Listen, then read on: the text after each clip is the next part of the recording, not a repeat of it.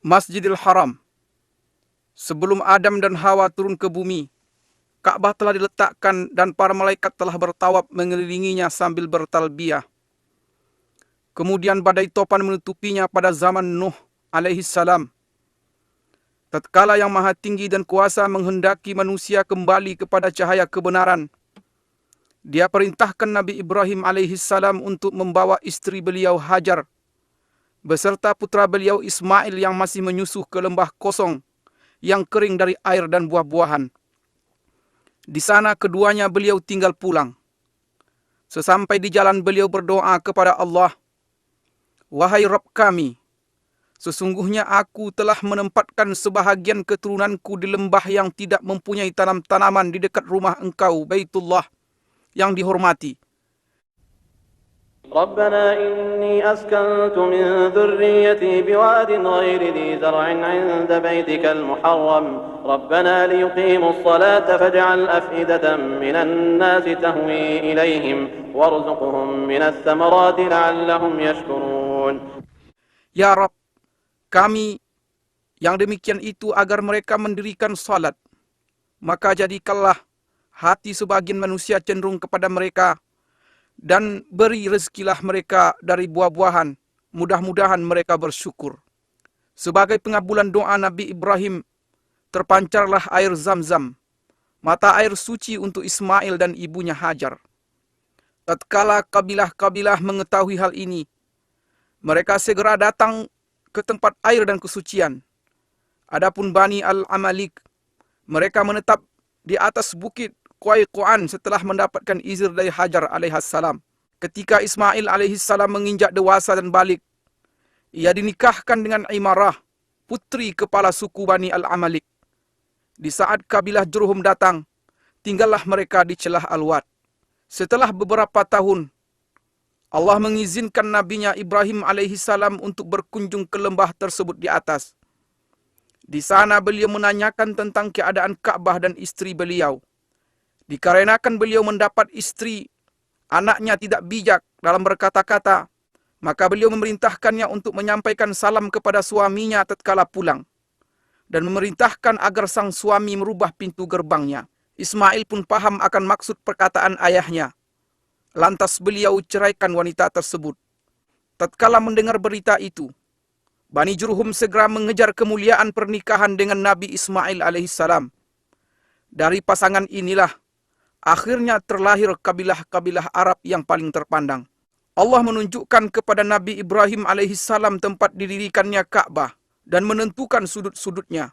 Allah Ta'ala berfirman yang artinya, وَإِذْ بَوَّأْنَا لِإِبْرَاهِيمَ مَكَانَ الْبَيْتِ أَلَّا تُشْرِكْ بِي شَيْئًا وَطَهِّرْ بَيْتِيَ لِلطَّائِفِينَ وَالْقَائِمِينَ وَالرُّكَّعِ السُّجُودِ.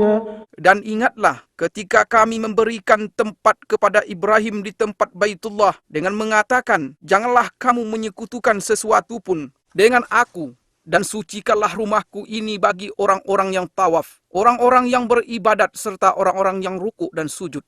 Nabi Ibrahim dan Nabi Ismail alaihimassalam pun segera memperjelas batas-batas Ka'bah, mensucikan tempatnya dan mendirikan bangunan Ka'bah dari sudut Aswad ke rukun Syamali utara, di mana terletak Hajar Aswad sepanjang 32 hasta, dan dari rukun Yamani ke Hajar Aswad sepanjang 20 hasta dengan tinggi 7 hasta.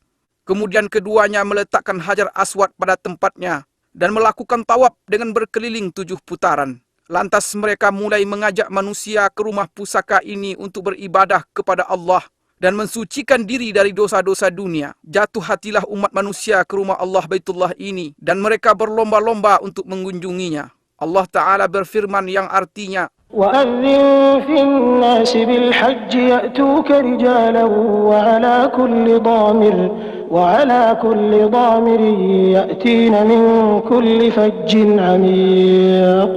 Dan berserulah kepada manusia untuk mengerjakan haji. Niscaya mereka akan datang kepadamu dengan berjalan kaki dan mengendarai unta yang kurus yang datang dari segenap penjuru yang jauh. Kemudian Nabi Ismail alaihissalam terus mengurusi Baitullah hingga beliau meninggal. Sepeninggal beliau, secara turun-menurun kabilah Jurhum mengurusinya. sampai banjir bandang menjebol bendungan Ma'arif di negeri Sabak pada abad ketiga Masehi, sehingga menghancurkannya dan memaksa kabilah Asad dan Khuza'ah untuk hijrah ke arah utara. Khuza'ah menetap di Mekah setelah mengalahkan Bani Jurhum dan mengusir mereka darinya. Lantas Amru bin Luhai merubah agama Allah yang lurus dan menggantikannya dengan penyembahan patung dan berhala, serta mewajibkan orang-orang yang haji berkorban untuknya. Jadilah tawaf di Baitullah sekedar muka dan tasdiyah, yaitu tepuk tangan dan siulan. Keadaan ini terus berjalan sampai kedatangan Qusay bin Kilab bin Murrah, yang termasuk keturunan Nabi Ismail alaihissalam pada pertengahan abad ke-5 Masehi. Maka kepemimpinan dan pengurusan Mekah pun diserahkan kepadanya. Dengan inilah berawal era Quraisy dan tersebarlah marga-marga Quraisy di penjuru kota Mekah. Rumah-rumah dari tanah liat dan batu menggantikan rumah-rumah dari bulu-buluan. Qusay membuat batasan seluas lingkaran tawaf yang kita kenal sekarang, mendirikan Darun Nadwa dan mengizinkan orang-orang untuk mendirikan bangunan di sekelilingnya.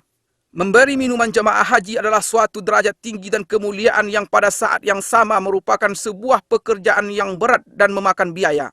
Karena sulitnya air di tanah Mekah, dan karena Zamzam belum lagi ditemukan setelah ditutup oleh Jurhum. Seiring dengan semakin banyaknya jemaah haji dan semakin bergairahnya roda perekonomian, masalah kurangnya air menjadi perhatian utama setiap orang yang memerintah Mekah setelah Qusay. Abdul Muttalib berpikir tentang sumur Zamzam yang banyak diriwayatkan dalam berbagai berita. Ia terus berusaha mencari tempatnya, sampai ia melihat dalam mimpinya orang yang memanggil, menunjukkan tempatnya dan memerintahkan penggaliannya. Maka Allah tunjukkan posisi sumur. Dan bersamaan dengan hal ini banyak kafilah haji dan dagang yang bersegera mendatanginya, sehingga Mekah pun menjadi Ummul Qura, artinya induk desa-desa, dan pusat perdagangan yang tak tertandingi. Mekah menjadi titik temu jalur perdagangan antara Yaman dan Habsyah, Ethiopia dan sekitarnya di sebelah selatan, Persia dan Romawi di sebelah utara, India di sebelah timur, Mesir dan Afrika di sebelah barat. Mekah seolah-olah bersiap diri untuk menyambut Nabi yang paling mulia dan misi terakhir para Nabi. Rasul pilihan sallallahu alaihi wasallam lahir pada tahun Gajah 571 Masehi. Beliau tumbuh dan besar di tanah Mekah di sekitar Baitullah. Masyarakat mengenal beliau dan beliau mengenal mereka. Mereka menaruh kepercayaan terhadap beliau dan berlomba-lomba untuk merebut hati, persahabatan dan kedekatan dengan beliau. Kemudian beliau menikahi Ummul Mukminin Khadijah radhiyallahu anha. Selang beberapa tahun, mulailah perjalanan risalah dan tauhid di depan Gua Hira. Lahirlah umat Islam dan turunlah wahyu. Dengan nama Allah yang Maha Pengasih lagi Maha Penyayang. Allah Ta'ala berfirman yang artinya, اقرأ باسم ربك الذي خلق خلق الإنسان من علق اقرأ وربك الأكرم الذي علم بالقلم علم الإنسان ما لم يعلم.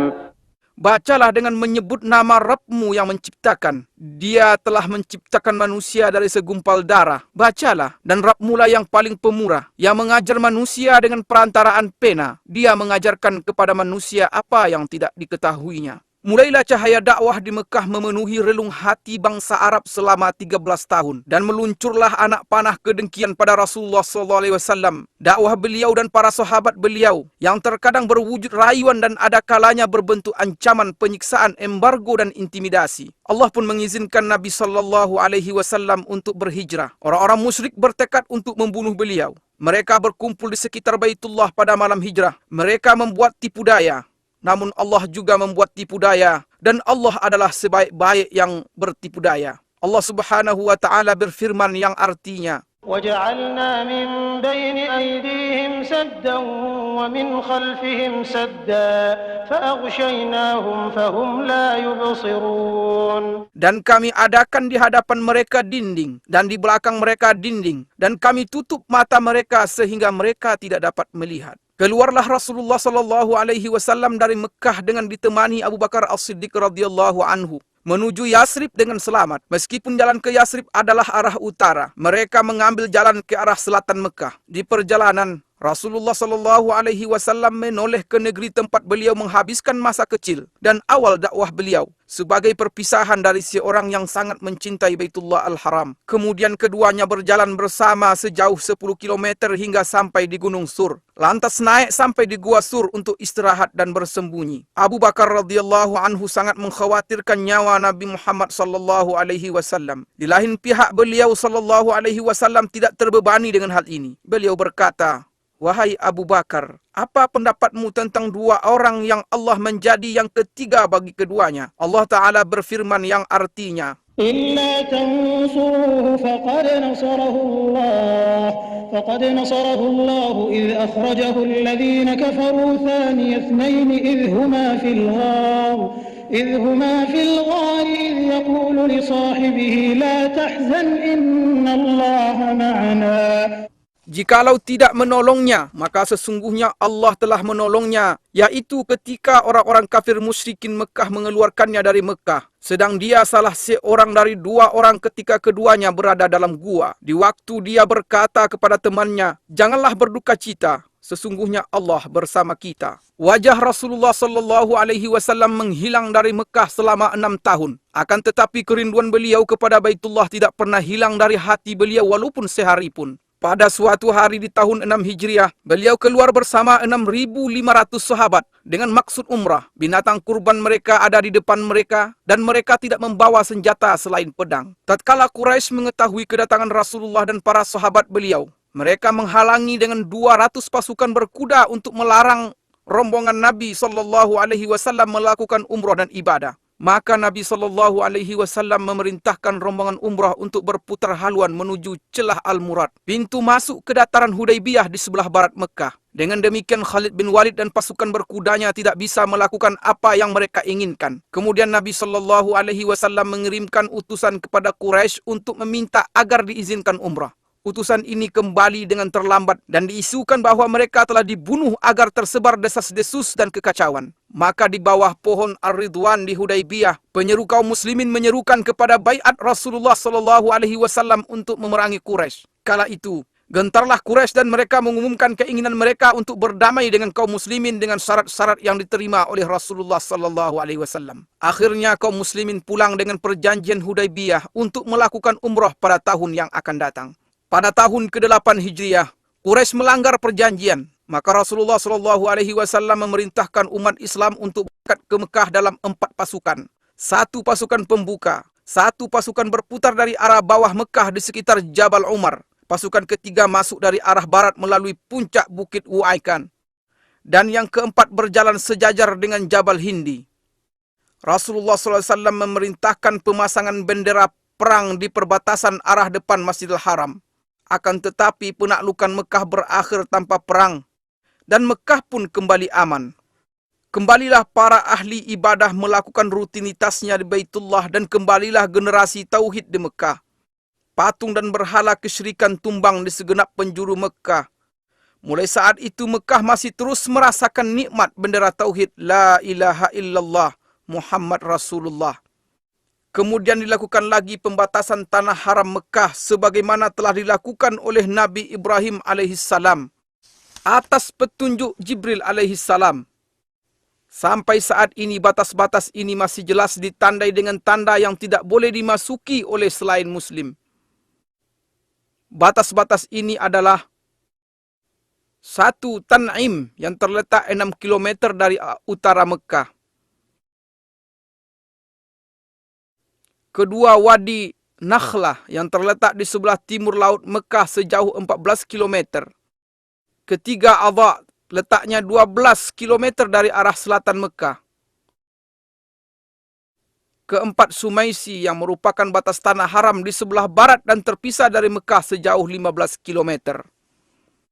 Di dalam Al-Quranul Karim, Mekah Al-Mukarramah disebut di beberapa ayat dengan nama yang berbeda-beda. Di antara nama-nama ini adalah 1. Al-Baladul Haram, artinya tanah haram.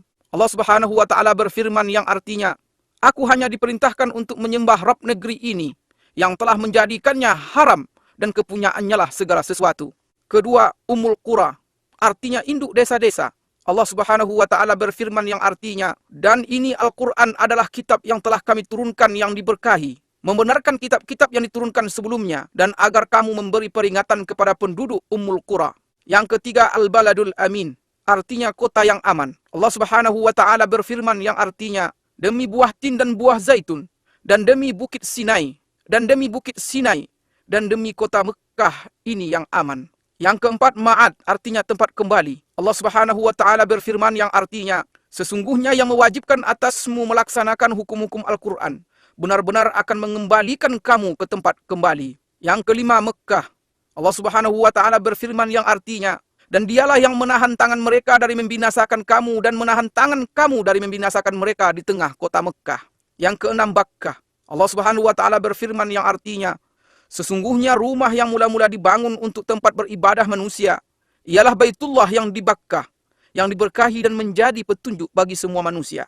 Mekah pada awal era Saudi adalah percontohan untuk seni penataan kota di mana gang-gangnya yang sempit bertemu di Masjidil Haram yang merupakan jantung dan ruhnya. Orang yang memperhatikan bisa dengan mudah menemukan pengaruh faktor cuaca terhadap penampilan Mekah Al-Mukarramah, dan bentuknya yang sesuai dengan bentuk lembah serta lereng gunung yang berdiri di atasnya, yang merupakan perpanjangan dari lembah Ibrahim, Tua, Fatah, dan bagian atas dari Wadi Muhassir. Kemudian, hubungan langsung antara cuaca dan arsitektur bangunan di Mekah tampak dengan jelas. Udara Mekah panas dan kering di sebagian besar musim. Derajat panasnya berkisar antara 30 hingga 45 derajat. Karenanya, jalan-jalan dibuat sempit meskipun gedung-gedungnya menjulang tinggi, agar orang-orang bisa berlindung di balik bayang-bayangnya sepanjang hari. Perluasan pertama Masjidil Haram dilakukan oleh Khalifah Umar bin Khattab pada tahun 17 Hijriah. Selanjutnya Utsman bin Affan pada tahun 18 Hijriah. Kemudian berturut-turut berbagai perluasan dan renovasi pada zaman yang berbeda-beda oleh Banu Umayyah, Bani Abbasiyah, Turki Utsmani, dan dinasti Saudi. Perluasan Saudi yang diumumkan oleh Raja Abdul Aziz Al Saud pada tahun 1368 Hijriah adalah peristiwa terpenting selama ini, karena berlangsung selama 20 tahun dan luas Masjidil Haram bertambah menjadi 160.000 meter persegi setelah sebelumnya tidak melebihi 19.000 meter persegi. Masjid terdiri dari 2 lantai yang dilapisi marmer luar dalam. Semua bagian perluasan Turki Utsmani yang lama direnovasi dan disatukan dengan perluasan yang baru. Lingkaran tawaf diperluas sebesar 300% dari luasnya yang lama, dan dilapisi dengan marmer putih yang tidak menyerap panas. Pintu-pintu masuk sumur Zam-Zam dipindahkan, dan pintu Ka'bah yang mulia diganti dengan pintu berlapiskan emas murni yang beratnya mencapai 286 kg. Perluasan juga mencakup Mas'a di antara Safa dan Marwah yang dibangun 2 tingkat. Pelayan 2 tanah haram Raja Fahad bin Abdul Aziz menambahkan beberapa tambahan penting dalam perluasan ini, yang mencakup pembangunan 6 jembatan di Mas'a dan sejumlah tangga listrik bergerak yang digunakan untuk naik ke tingkat atas. Juga perbaikan bagian atas masjid agar bisa digunakan untuk sholat dalam keadaan darurat. Pada masa ini, di mana jumlah umat Islam mencapai 1 miliar jiwa dan transportasi begitu mudah bagi jutaan di antara mereka, perluasan Masjidil Haram dan Masjid Nabawi memiliki arti penting yang tidak ada tandingannya sepanjang sejarah. Perluasan yang dilakukan pelayan 2 tanah haram Raja Fahad bin Abdul Aziz adalah jawaban langsung dalam menyambut jumlah jamaah haji yang terus bertambah.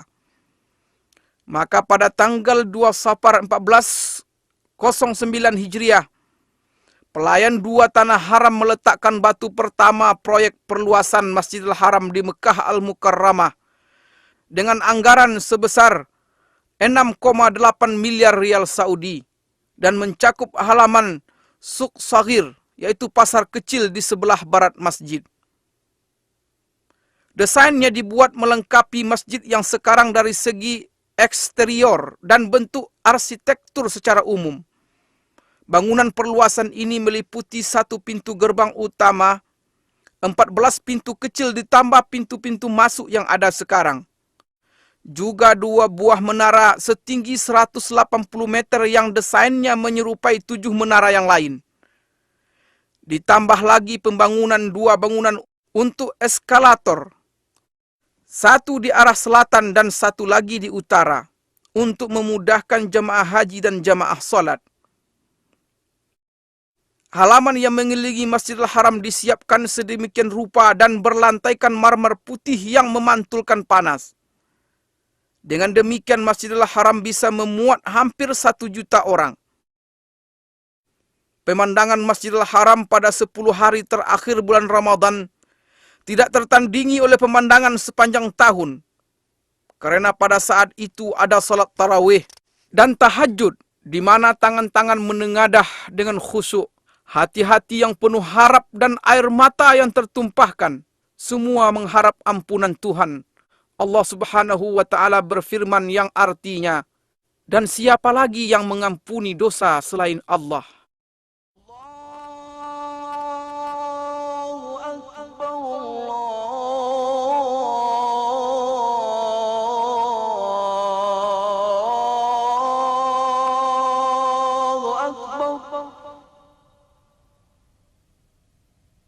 أشهد أن لا إله إلا الله.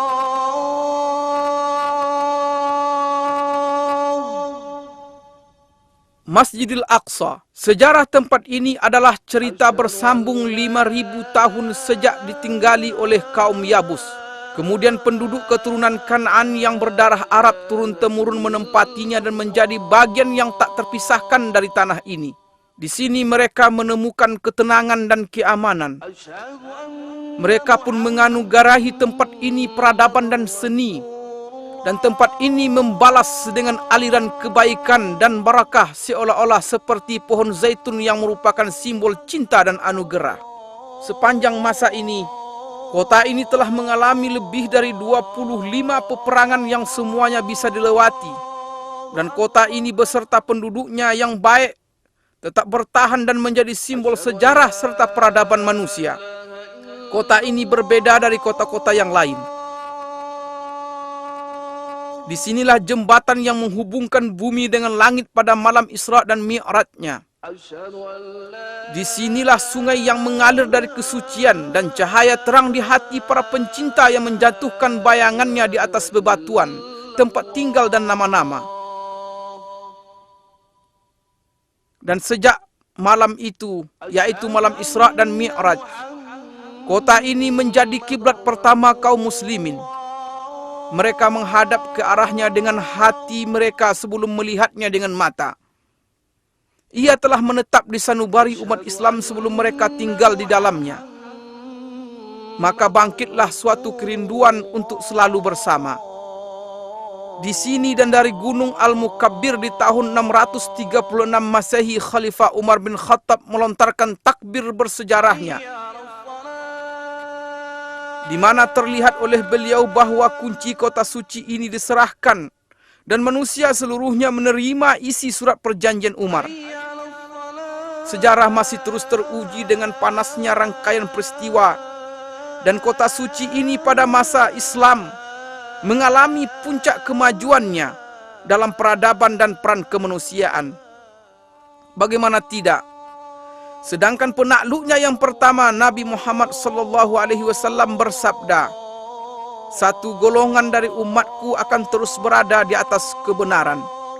Mereka menang dan unggul atas musuh-musuh mereka. Orang yang menyelisihi mereka tidak membahayakan mereka. Tidak pula kesusahan menimpa mereka sampai datang kepada mereka perkara Allah," artinya kematian. Sedangkan mereka dalam keadaan seperti itu. Para sahabat bertanya, "Di manakah mereka wahai Rasulullah?" Beliau menjawab, "Di Baitul Maqdis dan sekitarnya."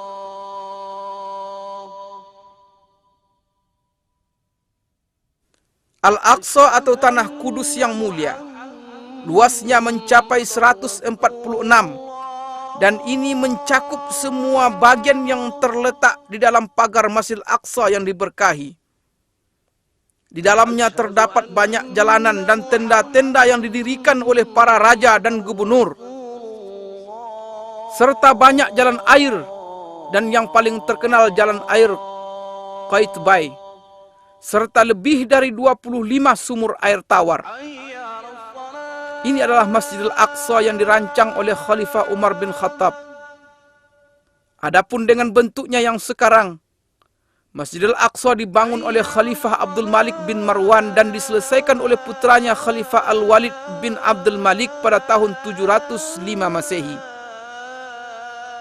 Dahulu, Masjidil Aqsa diterangi dengan 1.700 lampu. Orang-orang yang tak bisa mengunjunginya mengirimkan minyak untuk menghidupkan lampu-lampu ini.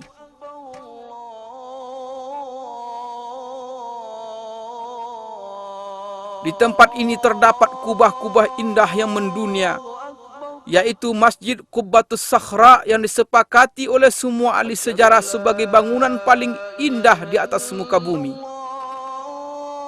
Pembangunannya diawasi oleh dua insinyur Palestina, Raja bin Haya dari Baisan dan Yazid bin Salam dari Al-Qudus, Yerusalem pada tahun 691 Masehi di masa pemerintahan Khalifah Abdul Malik bin Marwan. Dan tangan-tangan terampil telah mengukir surat Yasin yang merupakan jantung Al-Quran di jantung Palestina yang terus berdetak dengan tauhid sepanjang zaman.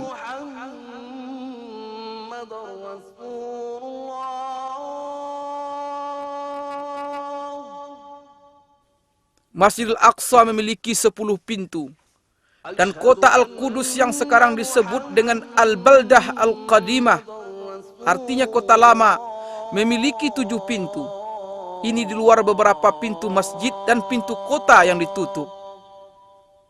Pagar kota Al-Qudus yang bersejarah telah dicoba diruntuhkan lebih dari 17 kali, namun selalu bisa segera tegak kembali.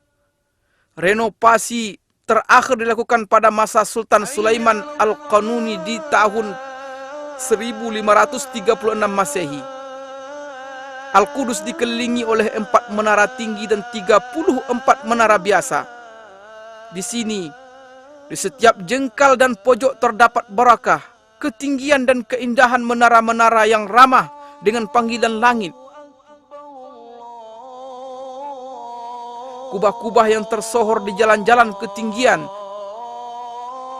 Mihrab-mihrab yang salat di dalamnya tidak menunjukkan selain kesucian. Dan tempat-tempat duduk yang mengingatkan kepada orang-orang berbudi.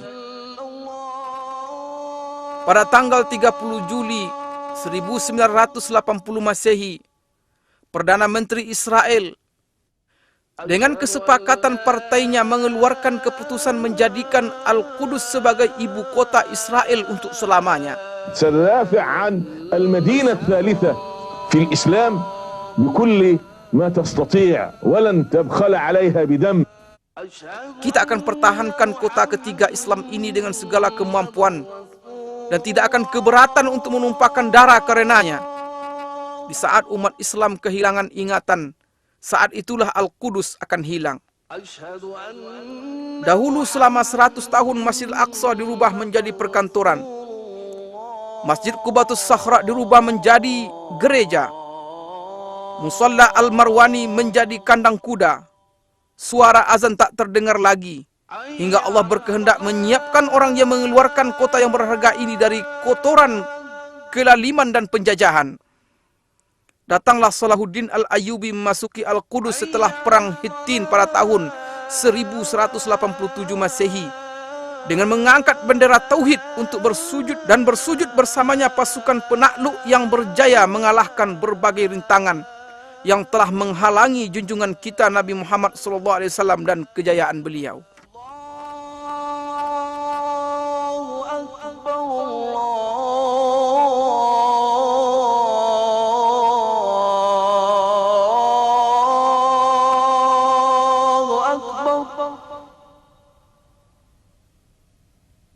Asyhadu an la ilaha illallah.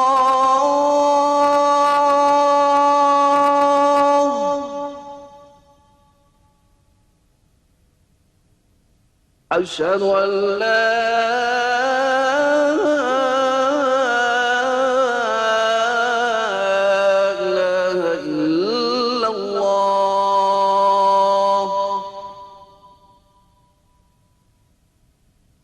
أشهد أن محمد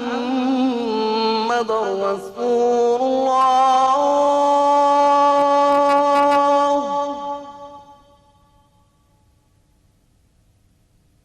أشهد أن محمد رسول الله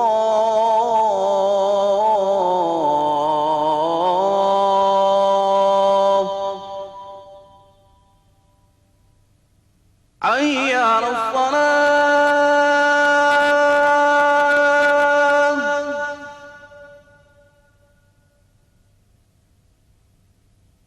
حي على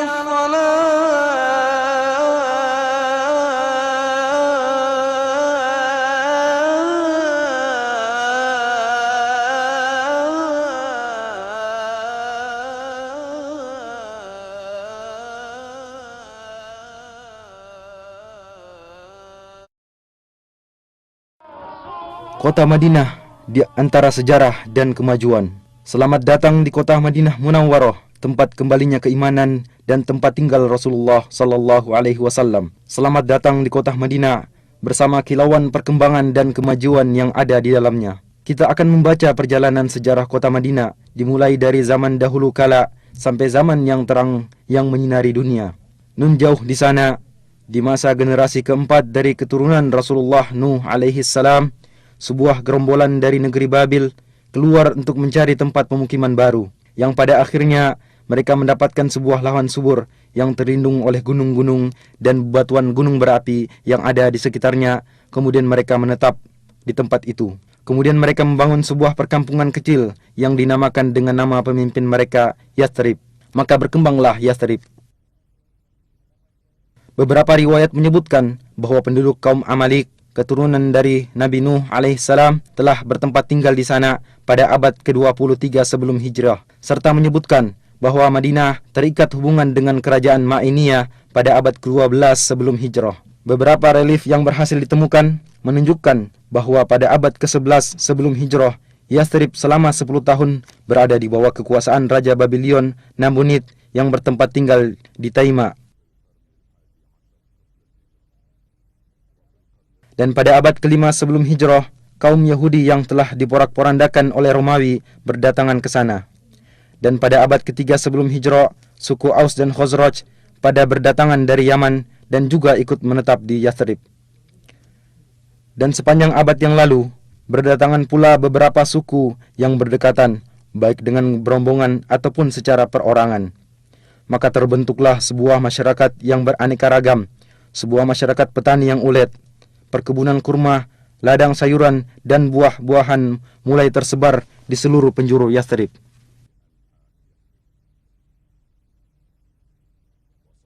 Sehingga kafilah-kafilah dagang yang berpindah-pindah antara negeri Syam dan Yaman singgah di sana untuk membekali diri dengan airnya yang jernih dan kurmanya yang istimewa, serta untuk melakukan tukar-menukar barang dagangan dengan penduduknya. Dan pada tahun 120 sebelum hijrah terjadi sebuah peperangan antara suku Aus dan Khazraj yang semua itu tidak lepas dari muslihat dan tipu daya kaum Yahudi. Peperangan yang terjadi berkali-kali yang dikobarkan oleh rasa iri dan dendam menjadikan kehidupan menjadi kacau dan menyebabkan kebanyakan orang merasa jemu dengan keadaan yang ada, sehingga mereka dengan penuh rasa sabar menunggu terjadinya sebuah perubahan. Benih jalan keluar dan perubahan mulai muncul pada tahun ketiga sebelum hijrah, ketika pada musim haji beberapa orang dari suku Khazraj bertemu dengan Rasulullah sallallahu alaihi wasallam. Kemudian beliau sallallahu alaihi wasallam mendakwai mereka untuk memeluk agama Islam dan membacakan beberapa ayat-ayat Al-Qur'an kepada mereka. Akhirnya sebagian mereka mengatakan kepada sebagian yang lainnya, "Wahai kaumku, ketahuilah demi Allah, sungguh dia adalah nabi yang dijanjikan oleh orang-orang Yahudi dan jangan sampai mereka mendahului kalian kepadanya." Kemudian mereka berkata kepada Rasulullah sallallahu alaihi wasallam, "Kami tinggalkan kaum kami dan di antara mereka sedang terjadi permusuhan dan perpecahan yang sangat dahsyat. Mudah-mudahan Allah Subhanahu wa taala denganmu mempersatukan mereka." Kemudian mereka kembali ke kota Yathrib dalam keadaan beriman. Pada tahun berikutnya, 10 orang dari suku Khazraj dan 2 orang dari suku Aus berjumpa dengan Rasulullah sallallahu alaihi wasallam. Kemudian mereka menyatakan keislaman dan membaiat Rasulullah baiat Aqabah pertama. Rasulullah sallallahu alaihi wasallam mengutus Mus'ab ibnu Umair bersama mereka untuk mendakwai penduduk Yathrib, baik di rumah-rumah mereka atau di perkebunan untuk memeluk agama Islam. Dan akhirnya berkat usahanya sebagian mereka mendapatkan hidayah, di antaranya sebagian pemimpin suku Aus dan Khazraj. Pada musim haji berikutnya 70 orang berangkat menemui Rasulullah sallallahu alaihi wasallam untuk membaiat beliau pada baiat Aqabah kedua. Mereka mengajak Rasulullah sallallahu alaihi wasallam dan para sahabatnya untuk berhijrah dari Mekkah ke Madinah untuk bersama-sama membangun masyarakat Islam pertama. Kemudian kaum muslimin mulai berhijrah menuju kota Madinah. Berikutnya Rasulullah sallallahu alaihi wasallam dan sahabatnya Abu Bakar As-Siddiq berangkat berhijrah, yang mana beliau bagaikan bulan purnama yang datang menerangi kota Madinah.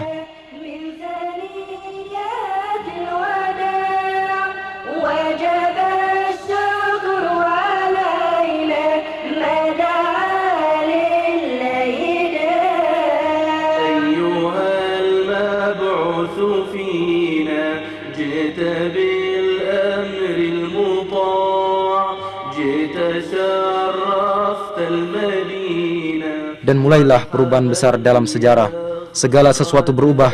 Namanya berubah dari Yathrib menjadi Madinah. Di samping itu, dia juga masih memiliki nama-nama lain yang menunjukkan akan kedudukannya yang agung, seperti Thayyibah, Thabah, dan Ad-Dar. Keyakinan manusia berubah dari pengagungan terhadap berhala menjadi Islam. Masjid Nabawi menjadi pusat bimbingan dan pemerintahan. Pasukan-pasukan perang dikirim untuk memberantas kesyirikan dan menegakkan kalimat tauhid.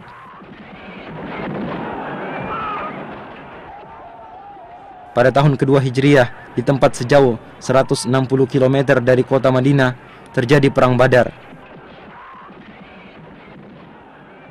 Kaum musyrikin berhasil dikalahkan, bahkan pembesar dan pemimpin mereka terbunuh, sehingga menimbulkan niat dari mereka untuk membalas dendam. Dan pada bulan Syawal tahun ketiga Hijriah, mereka menuju ke kota Madinah. Kedua belah pihak bertempur di bawah gunung Uhud. Kaum muslimin berperang dengan gagah berani. 70 orang dari mereka gugur syahid, di antaranya Hamzah paman Rasulullah sallallahu alaihi wasallam, dan akhirnya kaum musyrikin mundur dan kembali ke kota Mekkah. Dan pengiriman pasukan dan peperangan yang terus-menerus menyebabkan kaum musyrikin tersakiti, sehingga suku Quraisy bersekutu dengan suku musyrikin lainnya, dan pada tahun kelima Hijriah mereka kembali berangkat menuju ke kota Madinah dengan harapan mampu menghancurkan masyarakat Islam.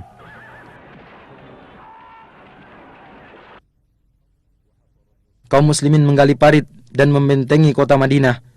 Akhirnya kaum musyrikin mengepung mereka dari belakang parit dan mereka berusaha berkali-kali untuk menerjang. Akan tetapi kaum muslimin berhasil memukul mundur mereka. Mereka dihinakan oleh Allah Subhanahu wa ta'ala, dan Allah mengirimkan angin topan yang menyambar-nyambar. Akhirnya mereka mundur dan kembali dengan kekalahan.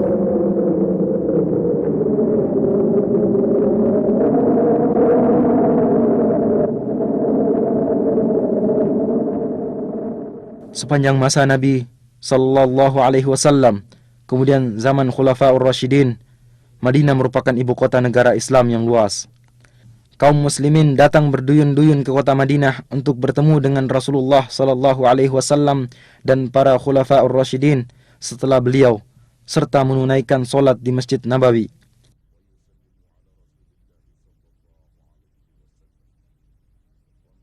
Bersamaan dengan bertambahnya masyarakat Islam, maka dirasakan perlunya perluasan Masjid Nabawi.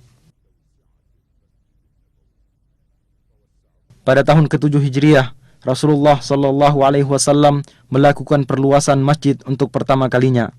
Kemudian pada tahun ke-17 Hijriah, Khalifah Umar ibn Khattab melakukan perluasan dengan merenovasi bangunan seperti bentuknya semula.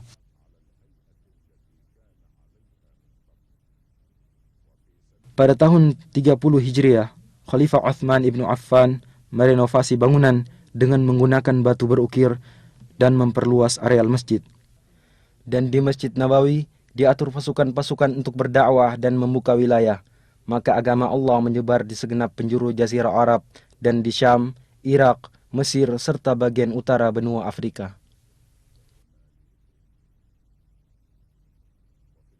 Di zaman Umawi, pemerintahan dipindahkan ke kota Damaskus, dan bersamanya pindah pula lah denyut kehidupan politik dan gejolaknya.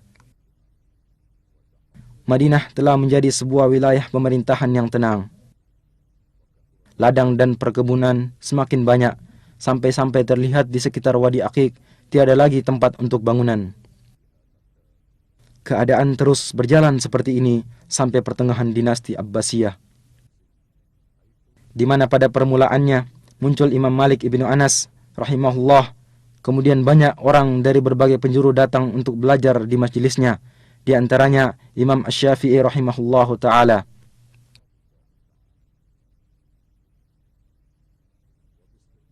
Dengan pengecualian fitnah dan gejolak yang terjadi pada abad pertama dan kedua, Madinah adalah sebuah kota yang tentram dan penuh dengan nuansa ilmu. Kaum muslimin berbondong-bondong datang ke kota Madinah untuk menunaikan solat di Masjid Nabawi.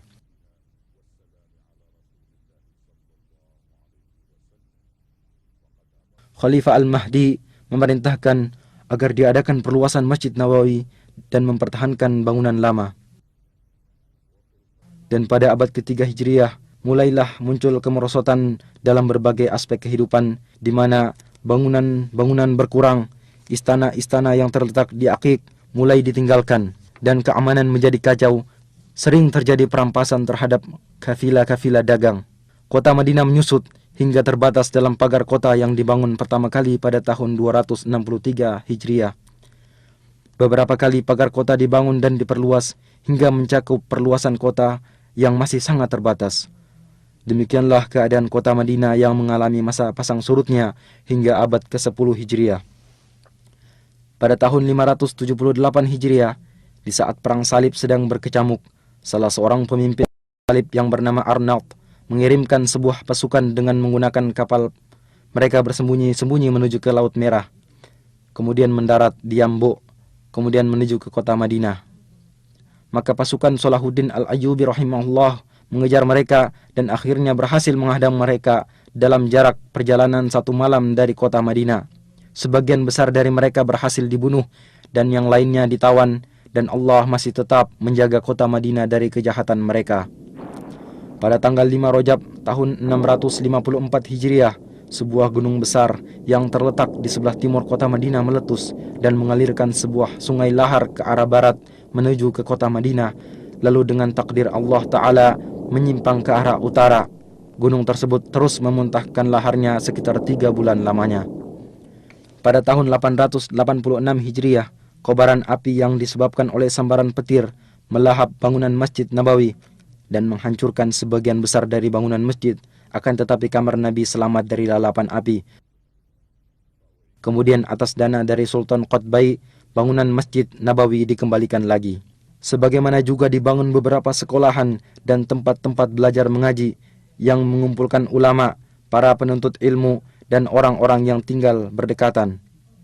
Pada abad ke-10 Hijriah, kota Madinah mulai dikuasai oleh dinasti Utsmani yang berlangsung selama 4 abad. Yang di sela-selanya, kota Madinah menyaksikan berbagai kejadian yang bermacam-macam, di antaranya yang paling besar, pembaharuan pagar kota dan dibangunnya sebuah benteng yang kokoh lagi luas, dan ditugaskannya beberapa satuan pasukan guna menjaga keamanan. Dan sungguh penduduk Madinah telah mendapatkan manfaat dari hal tersebut. Keamanan terjaga, perampokan kafilah dagang menjadi berkurang. Kemudian mulailah kepemimpinan melemah dan terjadi perebutan kekuasaan antara panglima pemerintahan. Akibatnya keamanan menjadi kacau, perampokan kafilah-kafilah dagang kembali terjadi, bahkan sampai terjadi di perbatasan kota Madinah. Di dalam kota Madinah sendiri terjadi kekacauan dan perpecahan, walau akhirnya berhasil diselesaikan. Pada tahun 1220 Hijriah, penduduk Madinah memberikan baiatnya kepada para da'i-da'i pembawa perbaikan dan bergabung dengan kerajaan Saudi pertama, dan selama 6 tahun mereka hidup penuh dengan rasa aman dan tentram. Kemudian Tulun Basha bin Muhammad Ali Basha berhasil merebut kota Madinah yang kemudian mengembalikannya lagi kepada kerajaan Utsmaniyah. Lalu pada tahun 1265 Hijriah dimulailah pembaharuan dan perluasan bangunan Masjid Nabawi yang menelan waktu 12 tahun, dan akhirnya muncullah sebuah bangunan baru yang indah dan unik.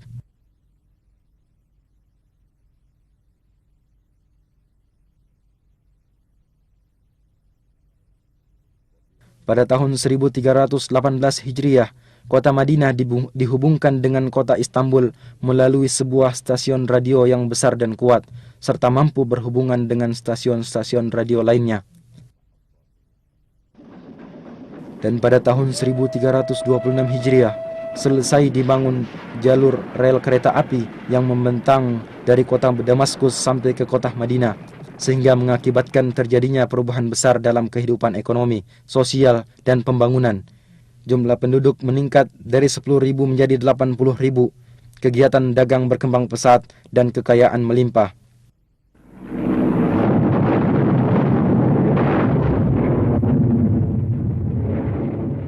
Akan tetapi pada tahun 1334 Hijriah, mulailah saat-saat yang berat dan keras dari perjalanan kota Madinah Munawwarah, dikarenakan mulainya Perang Dunia Pertama. Pemimpin pasukan Utsmaniyah Fakhri Basha mengerahkan pasukan dalam jumlah besar di dalam kota Madinah dan di sekitarnya, serta membangun benteng-benteng di sekelilingnya. Pasukan Asy-Syarif Hussein beserta sekutunya mengadakan perlawanan guna menguasai kota Madinah dan membujuk penduduk Madinah untuk keluar dari Madinah, dan sebagian besar dari yang tersisa dipaksa untuk berhijrah, sehingga rumah-rumah dan perkampungan menjadi kosong dari penghuninya. Selama 3 tahun, orang-orang yang masih menetap tinggal di dalamnya diblokade, sehingga mereka mengalami kelaparan dan kekurangan pangan. Penderitaan ini berhenti dengan runtuhnya dinasti Utsmaniyah dan keluarnya pasukan Utsmaniyah dari kota Madinah pada tahun 1337 Hijriah. Dan orang-orang Bani Hashim menerima tampuk kepemimpinan atas kota Madinah. Maka selang beberapa waktu, kota Madinah kembali memulai sebagian gerak kehidupannya. Madinah menjadi sebuah negeri yang kecil, penduduknya tidak lebih dari 15.000 jiwa. Kemudian muncul kembali kekacauan dan perpecahan, serta kepemimpinan mulai melemah, terutama setelah terjadi bentrokan antara orang-orang Bani Hashim dengan pasukan kerajaan Saudi di tempat yang jaraknya tidak seberapa jauh dari kota Madinah. Jalan satu-satunya untuk keluar dari penderitaan adalah jalan At-Tauhid, jalan yang dipimpin oleh Raja Abdul Aziz ibnu Abdurrahman Ali Saud, serta menyatukan kekuatan negeri yang terpisah-pisah di bawah sebuah kerajaan yang besar dan kuat. Dan pada tanggal 19 bulan Jumadil Ula tahun 1344 Hijriah, utusan dari kota Madinah mengumandangkan baiat kepada Raja Abdul Aziz. Maka ini adalah titik awal dari perjalanan baru dan kejayaan dari sejarah kota Al-Madinah Al-Munawwarah zaman sekarang, masa-masa tentram, kemajuan serta keberhasilan. Pada tanggal 23 bulan Rabiul Awal tahun 1345 Hijriah, Raja Abdul Aziz berkunjung ke Madinah dan bertatap muka dengan penduduk dan utusan-utusan dari kabilah-kabilah yang berdekatan. Dan pada tahun 1370 Hijriah, Raja Abdul Aziz memerintahkan untuk diadakan perluasan Saudi pertama. Maka dibelilah tanah-tanah di sekitar masjid dan serambi bagian utara dihancurkan. Kemudian dibangun kembali dan masjid diperluas lebih dari 6.000 meter persegi.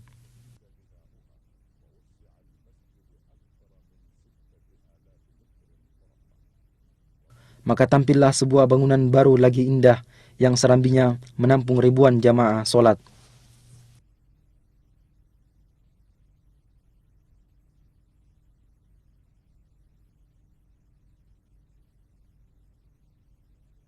Pembangunan mencakup areal yang luas, sehingga luas kota Madinah menjadi berlipat ganda.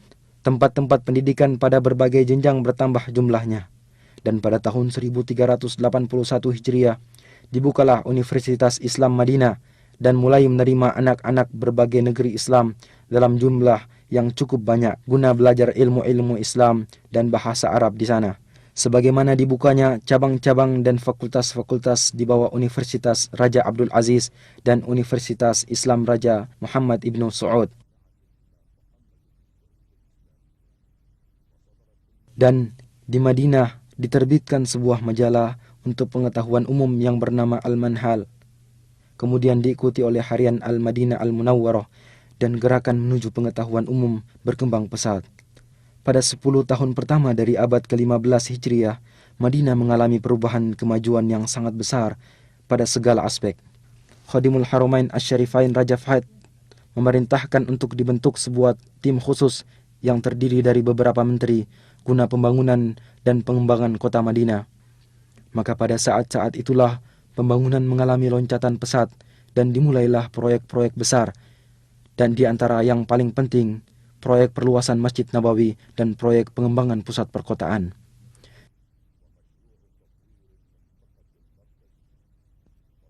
Dan pada tanggal 15 bulan Safar tahun 1405 Hijriah, Khadimul Haramain Asy-Syarifain meletakkan batu pertama untuk proyek tersebut, maka dimulailah pekerjaan pembangunan besar ini.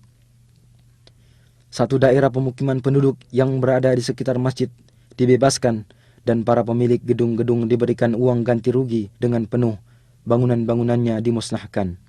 Lalu mulailah penggalian pondasi yang dalam dan pemancangan tiang-tiang besar, yang akhirnya sedikit demi sedikit pembangunan masjid ini dapat diselesaikan.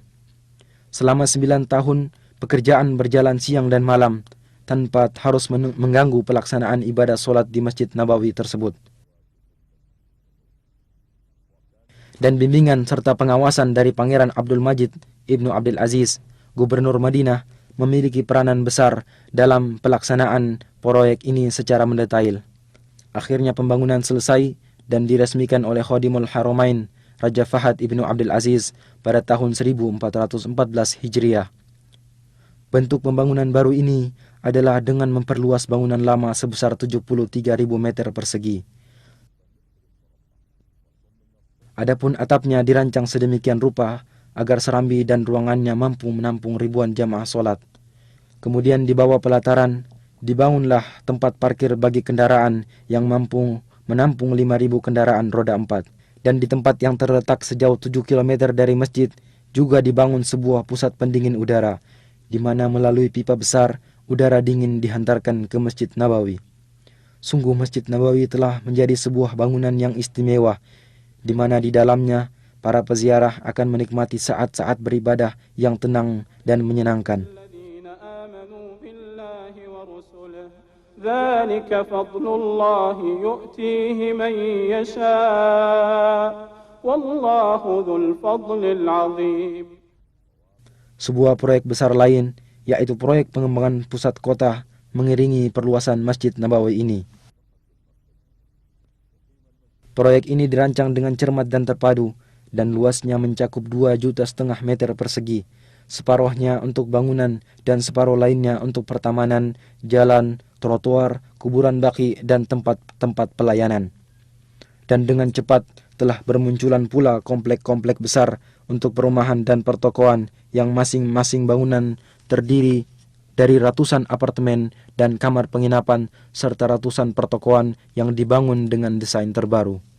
Demikianlah seakan-akan sebuah kota yang dibangun dengan rancangan arsitek dan peralatan modern mengitari Masjid Nabawi. Setiap orang akan merasakan kehidupan yang menyenangkan dan pelayanan yang lengkap.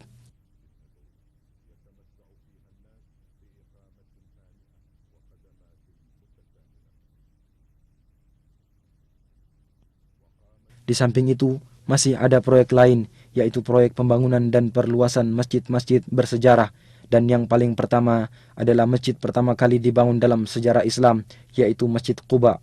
Maka Masjid Quba dihancurkan, kemudian dibangun bangunan Masjid Quba yang baru dengan tetap mempertahankan arsitekturnya yang asli. Luasnya ditambah dengan luas halaman luar mencapai 13.500 meter persegi. Daerah sekitarnya diatur sedemikian rupa sehingga dalam bentuknya yang baru, Masjid Quba menampakkan ciri khasnya tersendiri.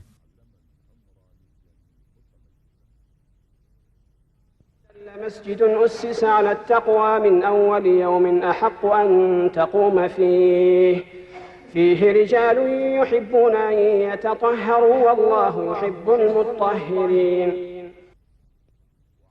Dan di pintu gerbang masuk kota Madinah, tepatnya di daerah Dzul Khulaifah, terletak sebuah masjid kecil tua dan bersejarah, yaitu Masjid Miqat, tempat orang yang hendak haji atau umroh berihram. Khadimul Haramain Asy-Syarifain memerintahkan agar masjid tersebut diperbaharui dan diperluas. Maka dibangunlah masjid tersebut agar menjadi tempat ibadah sekaligus terminal yang lengkap bagi orang-orang yang hendak bepergian keluar kota Madinah. Luasnya mencapai 90.000 meter persegi, mencakup sebuah masjid yang mampu menampung 5.000 jamaah solat serta tempat-tempat pelayanan ihram.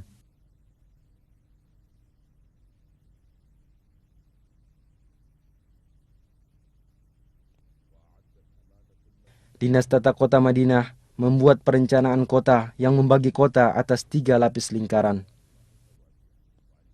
Pada setiap perkampungan dibangun taman-taman agar Madinah tetap subur dan hijau.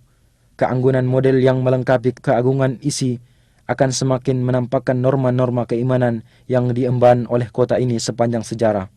Sementara itu, orang yang bertempat tinggal di dalamnya atau berziarah ke sana akan mendapatkan manisnya iman, tempat tinggal yang tenteram, serta ketenangan jiwa.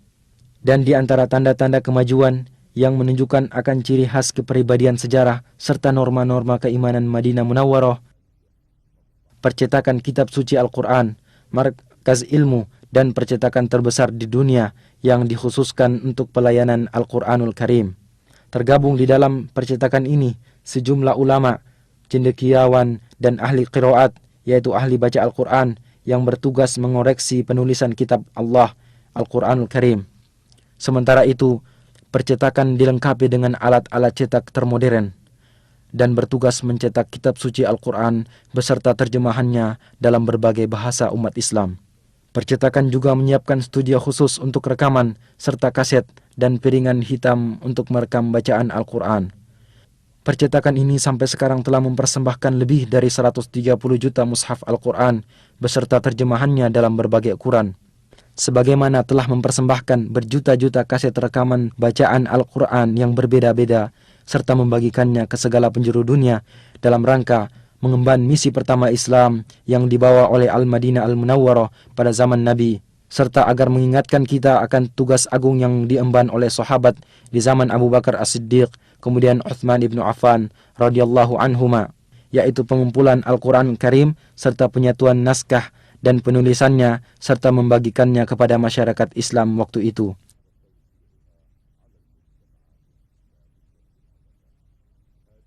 Ini semua adalah tanda-tanda dari kepribadian Al-Madinah Al-Munawwarah agar selalu mengemban kehormatan ini, kehormatan melayani kitab Allah Ta'ala, agar kecintaan terhadap kota Madinah selalu berada dalam sanubari setiap muslim sebagai realisasi atas doa Rasulullah sallallahu alaihi wasallam, "Ya Allah, jadikanlah kami cinta terhadap Madinah sebagaimana cinta kami terhadap Makkah atau lebih.